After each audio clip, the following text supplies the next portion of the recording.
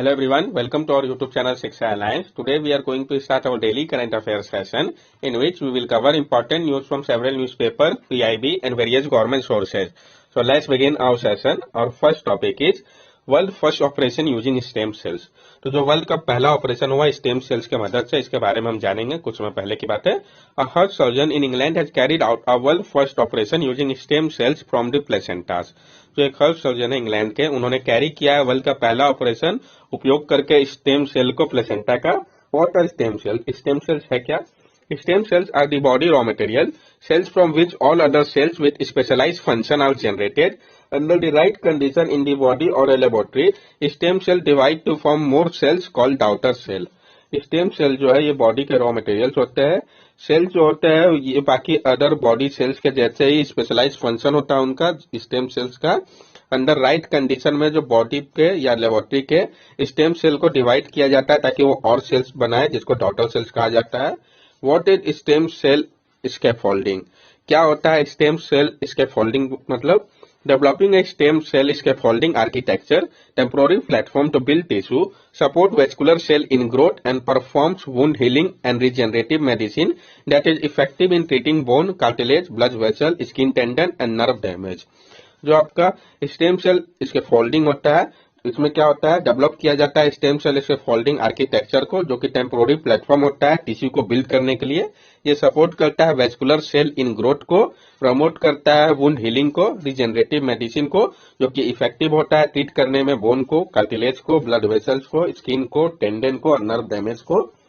Using a bioprinter, a stem cell scaffold is made to repair abnormality to valves in blood vessel and to mend holes between the two main pumping chamber of the heart. और उपयोग करके bio printer का जो stem cell scaffold है ये बनाता है, repair करता है एबनॉर्मेलिटी को वॉल्व्स में ब्लड वेसल्स के, और जो होल होता है दोनों मेन पंपिंग चैम्बर के बीच में हर्ट का, उसको मेंड करता है। सिग्निफिकेंस क्या था इस ऑपरेशन का? तो it can help develop technology so children born with congenital cardiac disease won't need any operation. ये मदद करेगा डेवलप करने में ऐसे टेक्नोलॉजी को ताकि वो चिल्ड्रन जिनका जन्म जो है कॉन्जेनिटल कार्डियक डिजीज के साथ हो रहा है उनका आवश्यकता ना हो ऑपरेशन की। What was done previously? इसके पहले क्या किया गया था? आर्टिफिशियल टिश्यू जो है वो नॉर्मली उपयोग किया जाता था बेबीज पे कार्डियक रिपेयर के लिए, लेकिन वो क्या होता था, कई बार फेल हो जाता था, ये नहीं ग्रो कर पाता था जैसे जैसे हेल्थ की ग्रोथ होती थी। इस कारण क्या होता था, ऑपरेशन करने की आवश्यकता पड़ती थी, लेकिन इस केस में ऐसा नहीं होगा। नेक्स्ट टॉपिक है हमारा the poor state of elementary education in Jharkhand. तो जो पुअर स्टेट है एलिमेंट्री एजुकेशन का झारखंड में, इसके बारे में हम जानेंगे। क्या फाइंडिंग है इस रिपोर्ट का, इसको भी हम समझेंगे। Following the pandemic, attendance of students in Jharkhand school dropped to 58% at the upper primary level and 68% in the primary level, according to a survey "Gloom in the Classroom: The Schooling Crisis in Jharkhand" conducted by ज्ञान विज्ञान समिति झारखंड। जो आपका एक सर्वे था gloom in the classroom the school crisis in Jharkhand, जिसको conduct किया गया था ज्ञान विज्ञान समिति झारखंड के द्वारा। इसके अनुसार पैंडेमिक के बाद से क्या हुआ है, जो अटेंडेंस है स्टूडेंट का झारखंड में उसमें ड्रॉप देखा गया है। 58% है ये अपर प्राइमरी लेवल के लिए और 68% है प्राइमरी लेवल के लिए। ये जो रिपोर्ट है जिसको प्रिपेयर किया गया था economic dean rich and researcher परन अमितवा के द्वारा, उन्होंने कहा है कि जो डिकेट था स्टेट एफेक्टिव का एजुकेशन को लेकर स्टेट में, ये एक मिस्टेक हुआ है, इनजस्टिस हुआ है। की फाइंडिंग क्या है इस रिपोर्ट का? The survey showed that underprivileged and tribal children were left abandoned by the education department. इस सर्वे में कहा गया है कि जो अंडर प्रिविलेज या ट्राइबल स्टूडेंट है वो अबेंडेंट हो गए हैं एजुकेशन डिपार्टमेंट के द्वारा। Out of 138 school survey for the report 20% has a single teacher. और जो 138 स्कूल था जिसको कि सर्वे किया गया इस रिपोर्ट के माध्यम से, उसमें 20% जो है वहां पर सिर्फ सिंगल टीचर है।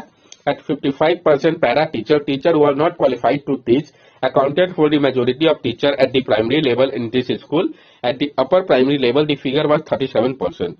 और जो 55% पैरा टीचर है, टीचर जो कि क्वालिफाइड नहीं है पढ़ाने के लिए, वो अकाउंट करते हैं मेजोरिटी टीचर्स का प्राइमरी लेवल पे इस स्कूल पे, और अपर प्राइमरी लेवल पे ये फिगर जो है आपका वो 37% हो जाता है।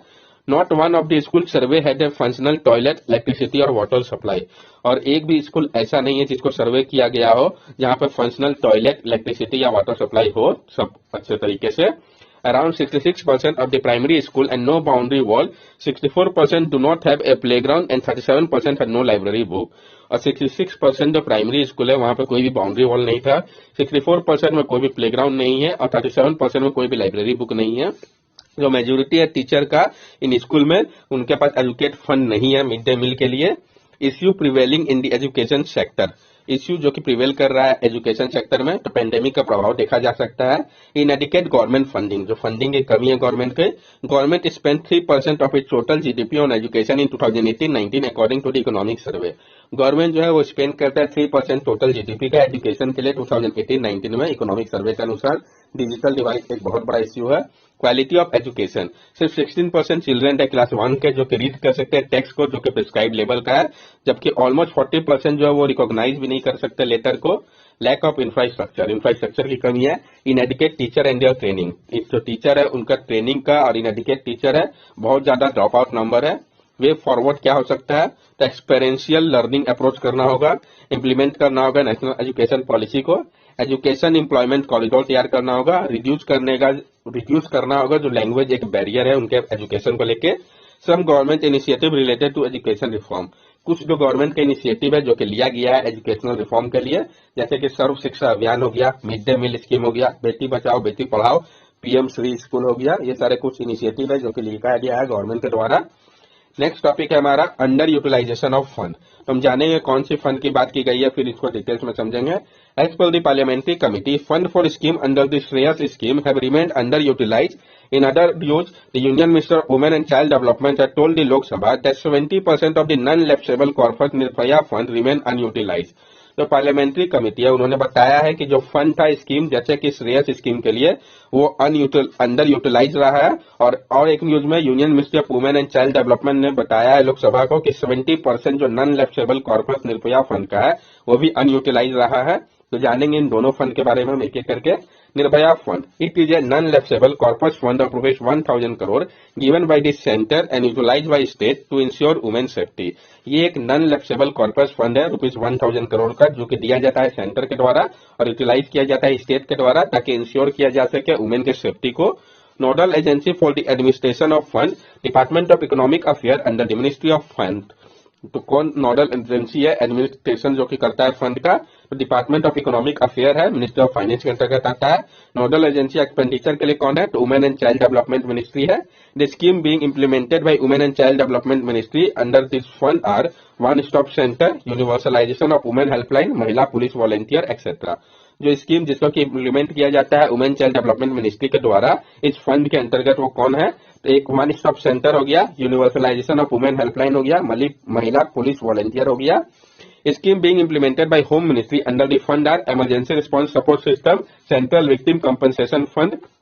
जो स्कीम जिसको इम्प्लीमेंट किया जाता है होम मिनिस्ट्री के द्वारा इस फंड के अंतर्गत, तो इमरजेंसी रिस्पांस सपोर्ट सिस्टम हो गया, सेंट्रल विक्टिम कंपनसेशन फंड हो गया।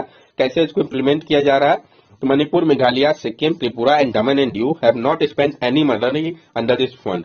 जो आपका मणिपुर है, मेघालय है, सिक्किम है, त्रिपुरा है, दमन एंड दीव है, इन्होंने नहीं स्पेंड किया है कोई भी मनी इस फंड के अंतर्गत। Only 4 state have used the Nirbhaya fund for the महिला पुलिस वॉलंटियर स्कीम। और सिर्फ 4 स्टेट ऐसे हैं जिन्होंने निर्भया फंड को उपयोग किया है महिला पुलिस वॉलंटियर स्कीम के लिए। About Shreyas scholarship for higher education for younger achiever scheme, तो हम जानेंगे श्रेयस स्कीम के बारे में भी। ये जो आपका है scholarship for higher education for young achiever scheme, ये सेंट्रल सेक्टर स्कीम है, ministry of social justice and empowerment के अंतर्गत आता है। ये प्रोवाइड करता है फाइनेंशियल असिस्टेंट स्टूडेंट को, शेड्यूल कास्ट के और कम्युनिटी को, ताकि वो परस्यू कर सके एजुकेशन को।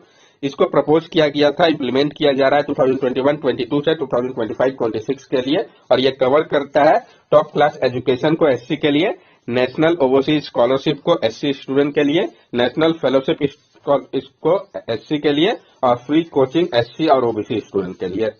निर्भया फंड का पर्पज क्या था, इमरजेंसी रिस्पांस सपोर्ट सिस्टम, यानी इमरजेंसी रिस्पांस प्रोवाइड किया जाए, central victim compensation fund, cyber crime prevention against women and children, यानी साइबर क्राइम प्रिवेंशन होना चाहिए वुमेन और चिल्ड्रन के खिलाफ, वन स्टॉप सेंटर स्कीम, महिला पुलिस वॉलंटियर, और universalization of women helpline scheme. इनमें से बहुत कम ही जो है जिसको किया जा रहा है, और वो भी सब स्टेट के द्वारा नहीं किया जा रहा है, बहुत बड़ा इश्यू है जिसको कि सॉर्ट आउट करना होगा। Crime and criminal tracking network system, हम जानेंगे crime and criminal tracking network system के बारे में। Haryana police was awarded the first rank among all major state police in implementation of crime and criminal tracking network system. ये important है, जो Haryana police है वो उनका फर्स्ट रैंक है सारे मेजर स्टेट पुलिस में इम्प्लीमेंटेशन को लेके crime and criminal tracking network system को। An annual conference on good practice in CCTNS and interoperable criminal justice system was organized by National Crime Record Bureau under the Ministry of Home Affairs to recognize the implementation of crime and criminal tracking network system and interoperable criminal justice system. जो एक annual conference था good practices का crime and criminal tracking network system और inter operable criminal justice system को लेके इसको organise किया गया था नेशनल क्राइम रिकॉर्ड ब्यूरो के द्वारा मिनिस्ट्री ऑफ होम अफेयर्स के अंतर्गत, ताकि रिकॉग्नाइज किया जा सके इनके इम्प्लीमेंटेशन को। इसमें हरियाणा पुलिस को अवार्ड किया गया पहला रैंक सारे मेजर स्टेट पुलिस में। इन्होंने सबसे अच्छे तरीके से इम्प्लीमेंट किया है crime and criminal tracking network system को। ये आप देख सकते हैं, समझ सकते हैं फ्लो चार्ट के माध्यम से इसको। Crime and criminal tracking network system CCTNS created in 2009 was primarily an initiative to create crime and criminal related database that can be used for crime monitoring by monitoring agencies such as National Crime Record Bureau, NCRB and state and district agency। इसको create किया गया था 2009 में। Mainly ये एक initiative था ताकि create किया जा सके क्राइम और क्रिमिनल रिलेटेड डाटाबेस को, जिसका उपयोग किया जा सकेगा क्राइम के मॉनिटरिंग पे मॉनिटरिंग एजेंसी के द्वारा, जैसे कि नेशनल क्राइम रिकॉर्ड ब्यूरो हो गया और स्टेट और डिस्ट्रिक्ट एजेंसी के द्वारा। इसके पहले क्या था और बाद में क्या हुआ उसको दर्शाया गया है यहाँ पे फ्लो चार्ट के माध्यम से। Inter operable criminal justice system, जो inter operable criminal justice system है, इसमें पैन इंडिया सर्च किया जा सकेगा, यानी सर्च जो है अलग अलग डिपार्टमेंट में कर सकते हैं आप, E court, E prison, prosecution, NIA etcetera. Search जो है एम्पावर किया जा सकेगा फोनेटिक और एनएलपी की मदद से। पिलर एनालिटिक्स, ये एनालाइज करेगा डाटा को इंडिविजुअल पिलर का, ताकि समझा जा सके ट्रेंड पैटर्न को, एबनॉर्मलिटीज को, नेटवर्क पे एक्सचेंज किया जा सकेगा डाटा को। कंसेप्चुअलाइज डायग्राम, जो कि यहाँ पे बता रहा है आपको क्या पोटेंशियल है CCTNS का। तो सर्चेबल डाटा होगा FSL, NIA, N pillar, e prison, CCTNS, ई कोर्ट, प्रोसिक्यूशन सबका। अब प्रोफाइलिंग किया जा सकेगा, 360 डिग्री प्रोफाइलिंग होगा पर्सन का, जो कि इन्वॉल्व होंगे वेरियस पिलर पे, और ये जो फैसिलिटी है मदद करेगा एक्सचेंज करने में प्रोफाइल को।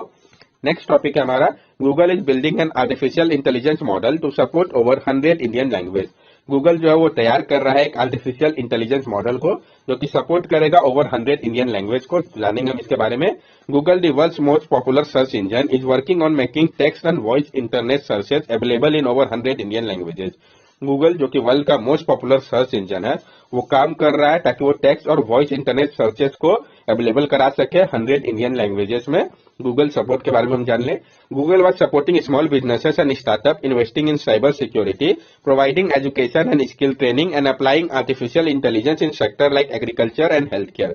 गूगल जो है वो सपोर्ट कर रहा है स्मॉल बिजनेसेस को, स्टार्टअप को, जो कि इन्वेस्ट कर रहा है साइबर सिक्योरिटी में, प्रोवाइड कर रहा है एजुकेशन और स्किलिंग को अप्लाई कर रहा है आर्टिफिशियल इंटेलिजेंस में इन सेक्टर पे, जैसे कि एग्रीकल्चर हो गया, हेल्थ केयर हो गया, उसको गूगल सपोर्ट प्रोवाइड कर रहा है। Google is making search result pages bilingual in India by tapping into its advanced ML machine learning based transition model and cross language search technology। और Google जो है search result page को bilingual किया है भारत के लिए। हम टैप करके एडवांस ML मशीन लैंग्वेज में ट्रांसलेशन मॉडल कर सकते हैं क्रॉस लैंग्वेज सर्च टेक्नोलॉजी के उपयोग से। Looking to the longer term, we have joined hand with Indian Institute of Science on Project Vani, an initiative that aims at collecting and transcribing open source speech data from across all of India's 773 districts, making it available through government of India Basni project. तो देखते हुए longer term को हम लोगों ने हाथ मिलाया है इंडियन इंस्टीट्यूट ऑफ साइंस के साथ प्रोजेक्ट वानी के अंतर्गत, जो कि एक इनिशिएटिव है जिसका मकसद है कलेक्ट करना और ट्रांसक्राइब करना ओपन सोर्स स्पीच डाटा को सारे इंडिया के 723 डिस्ट्रिक्ट से, और इसको अवेलेबल कराना गवर्नमेंट के इंडिया बासनी प्रोजेक्ट के अंतर्गत। तो ये दोनों इंपॉर्टेंट हो गया, प्रोजेक्ट वानी और प्रोजेक्ट बासनी। प्रोजेक्ट वानी का मकसद है बिल्ड करना आर्टिफिशियल इंटेलिजेंस मॉडल को, जो कि रिप्रेजेंट करेगा और स्पीक किया जा सकेगा हर एक भाषा में। IISc का मकसद है वो एक साथ लाए स्पीच डाटा को 723 इंडियन डिस्ट्रिक्ट का, और ये एक ओपन सोर्स होगा बासनी की मदद से। ये इनेबल करेगा स्टार्टअप को, स्टूडेंट को और डेवलपर को क्रिएट करे प्रोडक्ट को जो कि स्पीक कर सके सारे इंडियन लैंग्वेज को। That's all for daily current affair session. अगर आपको हमारी वीडियो अच्छी लगी हो तो हमारे चैनल सब्सक्राइब करें, हमारे वीडियो को लाइक करें और ज्यादा से ज्यादा शेयर करें। These are our social media link. From here also you can stay connected with us and give us your valuable feedback. Thank you and have a nice day.